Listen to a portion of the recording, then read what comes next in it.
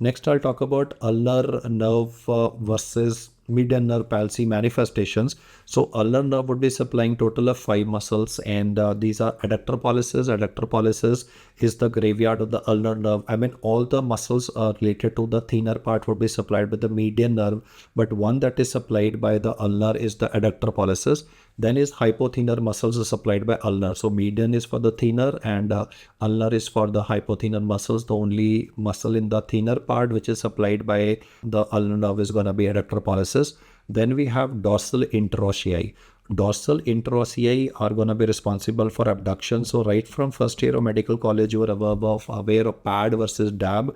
Palmar interossei, they cause adduction, and dorsal interossei, they cause abduction. And they can give you image where they'll ask you to identify these muscles. So if the muscles are going to be bipennate, then you will say that these are going to be dorsal interossei. In contrast, if it is going to be unipennate, then it's going to be palmar interossei. And now I want you to look at the third set of muscles, where you will notice that couple of them are unipennate. But then this is bipennate muscle, this is bipennate muscle. So we have 4 lumbricals. Lumbrical 1 and lumbrical 2, they are going to be unipennate, and 3 or 4 are bipennate. And it is the 3 and the 4 which are going to be playing a role with respect to the third and the fourth, which are going to be responsible for MCP flexion and interphalangeal joint extension. In ulnar palsy, what will happen is that there would be paralysis of these lumbricals, and lumbricals 3 and 4, the bipennate muscles that you can see, once they're paralyzed, they'll not be able to do their job, that is flexion at the MCP. So rather you will be having is an extension at the MCP of the patient, and they would be like instead of an interphalangeal joint extension, it would be opposite an interphalangeal joint flexion that would be happening. So what I'm talking about is that classical, okay, let me show you this claw hand is what I'm talking about. In claw hand, we get an extension at the MCP. Why? Because the normal function lubricals is MCP flexion and IP joint extension. So the manifestation that you will see in the patient will be opposite. The manifestations that will be seen in the patient will be opposite to whatever is the physiological action of the lumbrical muscles. Let's revise the muscles here quickly. Hypothenar, you anyway know. Adductor pollicis. Then is palmar and dorsal interossei responsible for functions. How do you differentiate? The dorsal interossei are bipennate and palmar interossei are unipennate. Lumbricals are going to be a combination of unipennate and bipennate, with the ones supplied by ulnar, I can say, are the bipennate muscles. And because the function is lost, therefore you get that classical claw hand occurring in a patient. This is due to unopposed. The word is unopposed MCP. I mean, the feature in this particular case would be MCP extension occurring in a person and IP flexion of the ring and the little fingers in a patient. And now I'm going to talk about a couple of tests that would be used for evaluation of these patients. So the tests that you can remember are like a card for water. That's how I can make you remember. The card test is you are asking the patient to hold a credit card or like any visiting card between the fingers, and you're trying to pull it away. Then you're asking the patient to abduct and adduct the fingers to test for the interosseous muscles. So that is the card test, easy to identify for ulnar nerve. IGAVA test is where you'll ask the patient to keep his hand on the table and then ask him to move his index finger. So there would be a failure of finger adduction and abduction happening here, again because the ulnar nerve in the patient is getting involved. For Froment sign, the main thing is the paralysis is occurring of adductor pollicis muscle, which I said is the graveyard muscle. So when you ask the patient to hold a card between his thumb and the index finger, you are noticing that he is trying to compensate by using flexor pollicis longus, which is supplied by the median nerve, to try and hold on to this card. So we call it Froment sign. And Wartenberg sign is that the hypothenar muscle abductor of the little finger is what we're trying to check here. That is the movement of the little finger by asking the person to keep the finger on the table. So we call it Wartenberg sign. Wartenberg sign and Wartenberg syndrome are different, as I'll explain to you. But at the moment, there are 4 tests for the ulnar nerve. That is card test, then is IGAVA, then is gonna be E, then is for, and then is card E for water. I mean, that's just a way to remember regarding the card test, IGAVA test. In IGAVA, it is the movement of the middle finger that we're trying to do in a person by keeping the hand on the table in a supine position. And then is Wartenberg sign for the movement of the little finger and testing for the hypothenar muscles. And now we'll talk about like what is the treatment that we'll be using in this case? I mentioned the name of this earlier. This is called as a knuckle bender splint. Let's now focus on the muscles supplied by the median nerve, which are going to be remembered by mnemonic with the name of loaf. L would be for lumbricals, 1 and 2 unipennate. Then is opponens pollicis.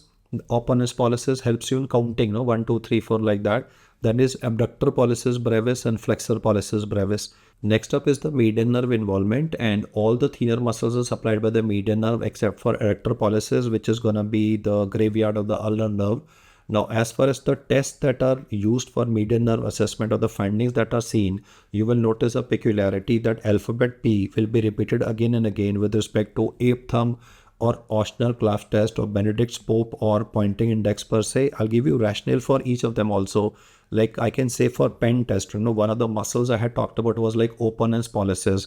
So I can keep a pen, I can keep a pen, like I'll ask the patient to keep his hand like this. I keep a pen above, I can move my thumb, I can move my thumb like this and I can go and touch the thumb. But in median nerve involvement, this movement of the opponens pollicis would not be there. So I'll not be able to do this activity of pen test. Or the OK test is what I've highlighted already, for which like there is no P present, but then a lot of these P's would help you assess that this is median nerve involvement. Let's look at a very interesting data here that is gonna on casual looking look like a claw hand, but this is not a claw hand.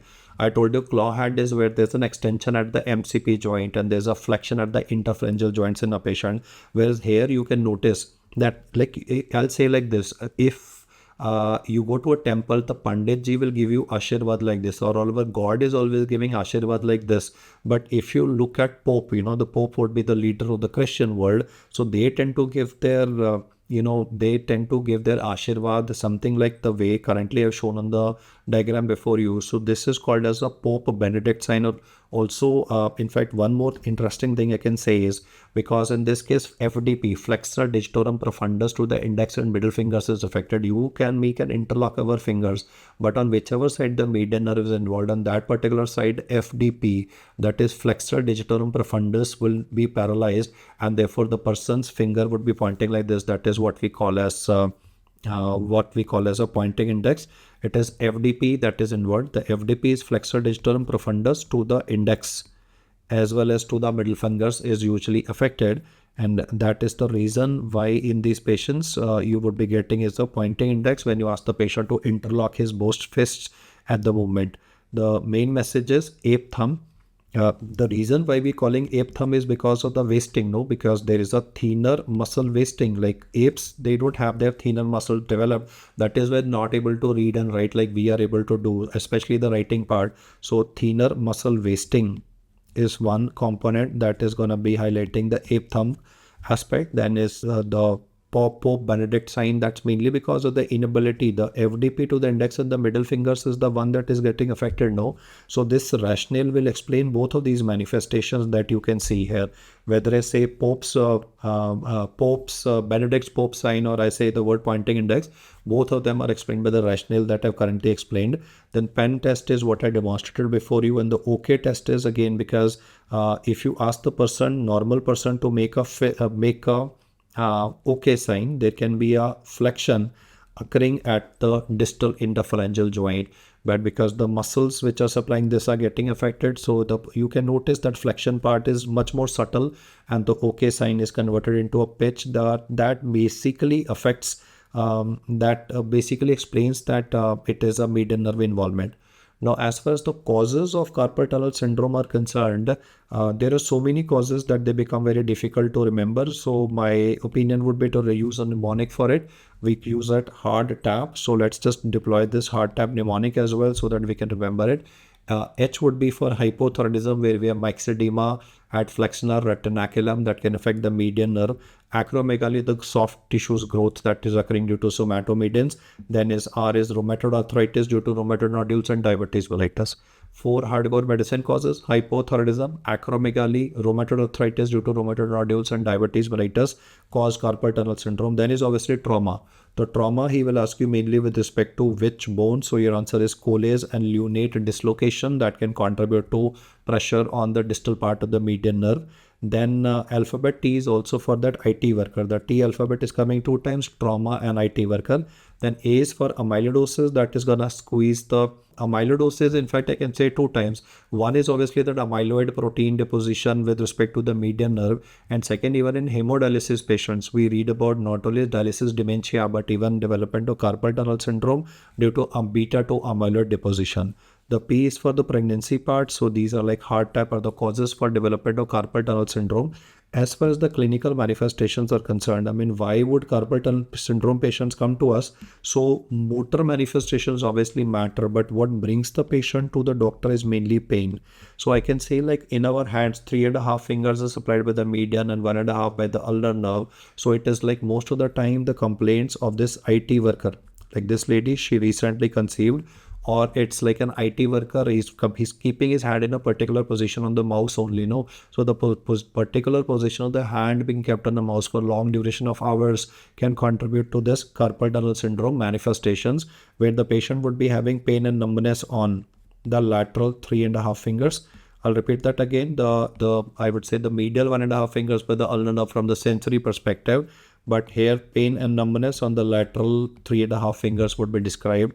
And then the keyword in the question would be that there is a relief on handshake. Like, when you do that handshaking activity, it tends to ease off the pressure of the median nerve in a patient. So this person is saying a very peculiar thing, that if he does an activity like a handshake, he's trying to do his own handshake only, then the pressure on the median nerve will become relatively lesser, which is why the manifestations in this person will tend to improve.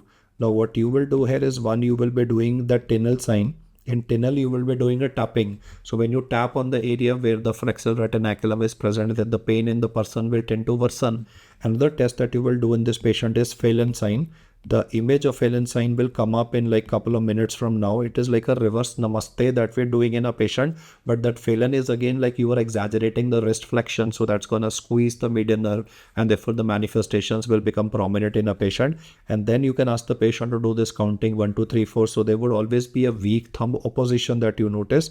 So the combination of the things that I said, patient is having sensory features also, motor manifestations also. The sensory manifestations are, there is a pain and numbness on the lateral 3.5 fingers, relief by handshake, and then is the Tinel sign to demonstrate the tingling on tapping, Phelan sign the reverse namaste part, and the motor manifestation of weak thumb opposition. They all talk about carpal tunnel syndrome, where the median nerve is the main nerve that will get involved. Now I can also do a test in the patient, that is nerve conduction velocity on the median nerve, and that would help me in confirming my diagnosis of CTS, that is called as carpal tunnel syndrome. And if he says what is the treatment in this condition, that unlike the previous part where I was talking about a knuckle bender splint and ulnar nerve palsy, in this particular case I will be talking about a wrist splint, and this wrist splint will be in a neutral position. The point to be remembered is, unlike a knuckle bender splint that I showed earlier, this time it is a wrist splint in a neutral position, just to ease off the pressure on the median nerve that is traversing through the carpal tunnel, and that is just below the flexor retinaculum. So this is again an important slide, guys, both from medicine perspective as well as from I would say orthopedics perspective, where they can quiz you with respect to the median nerve involvement. For median nerve involvement, like I think the alphabet P is making things relatively easy for us, with the exception of OK test that has already been discussed for supracondylar fracture of the humerus. Now I will talk about Klumpke's paralysis. Klumpke's paralysis can be seen in a person who's grabbing something while suddenly falling. Like this person was trying to climb the tree in the village, and he suddenly tried to fall. So he tried to grab onto a branch with his one hand. So sudden grabbing can contribute to damage to the lower cord of the brachial plexus, C8 and T1 involvement, which will cause involvement of both the ulnar and some part of the median nerve, because this combination of median and ulnar palsy was cause a complete claw hand in this particular person, unlike in the claw hand that I showed earlier, where there was extension at the metacarpophalangeal joint and a flexion at the DIP. In this patient, all the fingers will be appearing clawed for Klumpke's paralysis, and the muscles which are supplied by the median nerve, you can just remember the mnemonic loaf again. Lumbricals 1 and 2, 3 and 4, remember they're supplied by the ulnar nerve. Then is opponens pollicis, then are APB and FPB, that is flexor, and the abductor pollicis brevis. Next up is the radial nerve injury, and this nerve happens to be the most common upper limb nerve to be involved, but overall has the best prognosis. The manifestations which are very classical would be that of a wrist drop, because extensors of the wrist and the elbow are the one that would be involved in this person. So wrist drop and finger drop are the manifestations.